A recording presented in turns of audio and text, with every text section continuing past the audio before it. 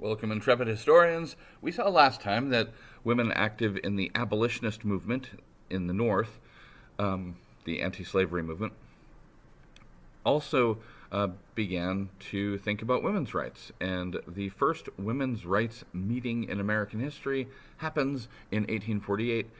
It's called the Seneca Falls Convention. It's in New York, upstate New York, the burned over district, the most active area of the Second Great Awakening. And here, abolitionist women, with some supportive men, including Frederick Douglass, meet to talk about how, in addition to fighting, beyond fighting for abolitionism, women can fight for their own rights. The Seneca Falls Convention issues a Declaration of Sentiments. This is a document that most of the people there signed. It's a statement of women's rights.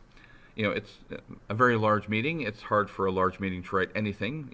Back in 1776, when the Continental Congress wanted to write a Declaration of Independence, they appointed a small committee, and that small committee put Thomas Jefferson in charge of writing the Declaration of Independence. Same thing happens here, and the committee puts this lady, Elizabeth Cady Stanton, in charge of writing a statement for the Seneca Falls Convention.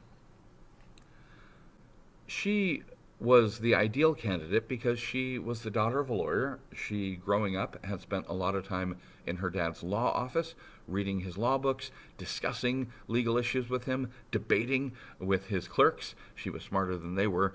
And so she she knows American law backwards and forwards, all the ways that it discriminates against women. So here goes Elizabeth Cady Stanton writing the Declaration of Sentiments. She writes, "We hold these truths to be self-evident, that all men and women are created equal, endowed with certain inalienable rights, that among these rights are life, liberty, and the pursuit of happiness."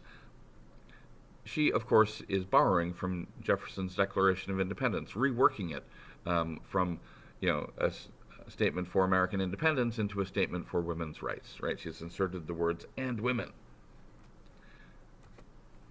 She writes, "The history of mankind is a history of repeated injuries and usurpations on the part of man toward woman, having in direct object the establishment of an absolute tyranny over her.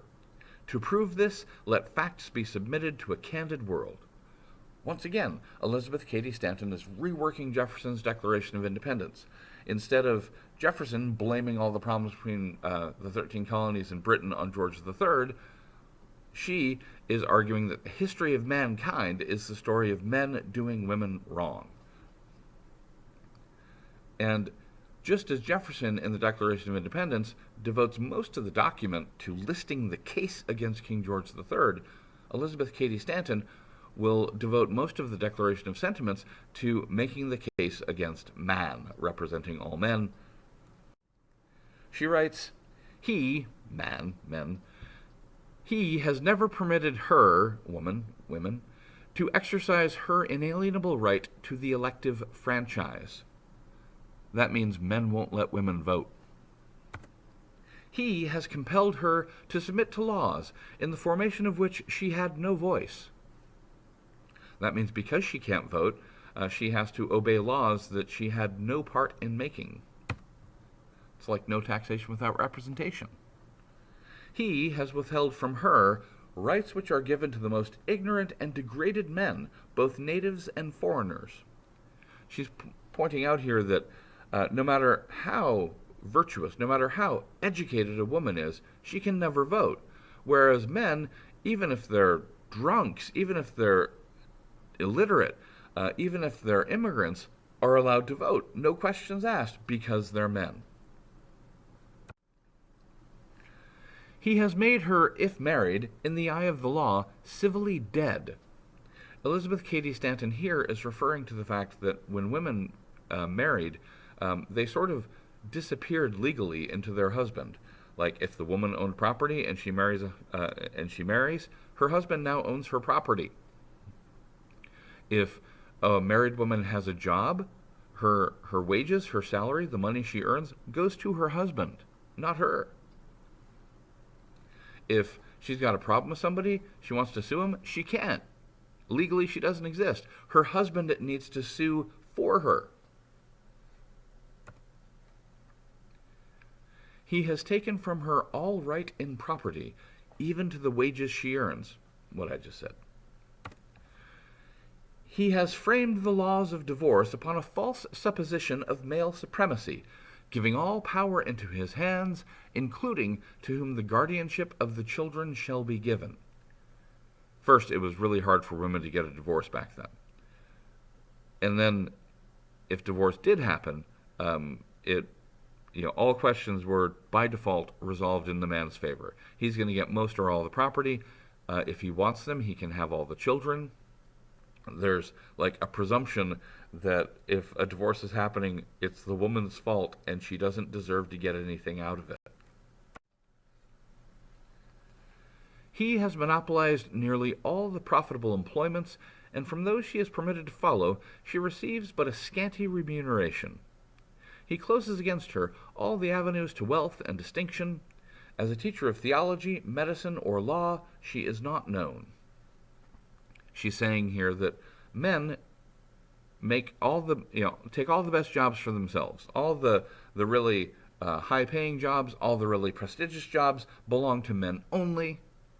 When women, and then when it comes to the jobs that women are allowed to do, they get scanty remuneration, low pay. When men and women are doing the same work back then, women always got paid less, a lot less. And that was totally okay. There was, that was legal. He has denied her the facilities for obtaining a thorough education, all colleges being closed against her. Girls could go to elementary school. Girls could even go to high school, though they rarely did, because the point of high school is to prepare you for college. In many cases, and women couldn't go to college. Most colleges in the U.S. and Europe did not let in women. There were a couple small colleges that did at this time. One of the goals of the women's movement will be to get more colleges to accept women. He allows her in church as well as state, but a subordinate position, claiming apostolic authority for her exclusion from the ministry. The complaint here is that women are not allowed to be priests or ministers in church. He has created a false public sentiment by giving to the world a different code of morals for men and women, by which moral delinquencies which exclude women from society are not only tolerated, but deemed of little account in man. Here, Elizabeth Cady Stanton is calling out what we today call the double standard, right? The idea that, like sometimes men and women can do the same things, but they'll be judged differently for their behavior. Consider the example of sexual promiscuity. If a man, sleeps with a lot of women, sometimes that's no big deal, and other people think it's cool. They're like, oh, that guy is a pimp, he's a player. And whereas if women, sleep with a lot of men, there are a lot of nasty words that they get called. That's the same behavior by women that is okay or even good in the opinion of many folks for men is derided in women. He has endeavored, in every way that he could, to destroy her confidence in her own powers, to lessen her self-respect, and to make her willing to lead a dependent and abject life. So, men have pulled this Jedi mind trick on women, trying to get them to believe that they are less than, that they are unworthy, that they need a man to take care of them, that they can't do it on their own. And now comes the punchline, the grand conclusion. Having listed all the ways that men have degraded women, Elizabeth Cady Stanton writes, now, in view of this entire disfranchisement of one half the people of this country, their social and religious degradation, in view of the unjust laws above mentioned, And because women do feel themselves aggrieved, oppressed, and fraudulently deprived of their most sacred rights, we insist that they have immediate admission to all the rights and privileges which belong to them as citizens of the United States. In other words, women want equality now. At least these women did, the women in the women's rights movement. But of course, the women's rights movement is an offshoot of the abolitionist anti-slavery movement, which only exists in the North, and even most Northerners at this point don't support abolition, and not even all the abolitionists support women's rights. So they're not going to, they're demanding equality now. They're not going to get it now. This is the beginning of a women's rights movement. It's going to be a long, hard fight, and it's still not won. By many statistical measures, men still have lots of advantages in society, but this is the beginning of change. Now, Elizabeth Cady Stanton, you might have noticed in the pictures before, had some children. That limited her ability to travel. So Elizabeth Cady Stanton mostly stays home and does a lot of writing. The face of the movement is Susan B. Anthony. Susan B. Anthony doesn't have kids, isn't married, so she is free to travel and give speeches, and she does. She and Elizabeth Cady Stanton are powerful partners. Elizabeth Cady Stanton tends to write the speeches, and then Susan B. Anthony goes around and gives the speeches. Elizabeth Cady Stanton said, I forged the thunderbolts, and Susan B. Anthony fired them. So here is a little taste of a Susan B. Anthony speech co-written by Elizabeth Cady Stanton.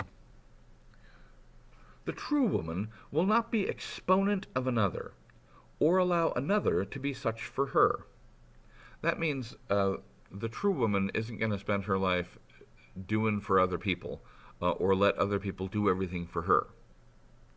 She will be her own individual self, do her own individual work, stand or fall by her own individual wisdom and strength. She will proclaim the good news to all women, that woman equally with man was made for her own individual happiness, to develop every power of her nature, to use worthily every talent given to her by God in the great work of life. So Susan B. Anthony is on tour. This message is very much in the tradition of the Second Great Awakening. Because she's the one giving speeches, because she's the one holding a lot of leadership positions, she is the face of the movement. There was a Susan B. Anthony dollar that was struck for a few years, 40 years ago. So keep your eye out for these. Sometimes you get change and you think it's a quarter, but it's in fact worth $1. So awesome. Another leading women's rights activist was Lucy Stone. She was a few years younger than Elizabeth Cady Stanton and Susan B. Anthony, already benefiting from the first changes that are coming. There's a groovy college in Ohio called Oberlin that will educate women and also will educate black students. So Oberlin has, is coeducational, men and women, and biracial, white and black. Set up by Second Great Awakening folks, abolitionists. Anyway, Oberlin College was a cool college. Lucy Stone, after teaching school for a couple of years, goes to college at Oberlin, and she, Oberlin is cool because it, like many colleges, lets students do work on campus and earn some money to defray the cost of tuition. Stone was already an experienced teacher, so she was teaching math to college students at Oberlin. But she was upset when she learned that Oberlin paid her less than male students who, had similar teaching jobs. Now, that was normal in American society at the time, that women were always paid less than men, but Lucy Stone is like, how is it here in Oberlin, which is supposed to be enlightened on these issues, where students are equal, why can't student workers also be equal? She wasn't going to put up with that.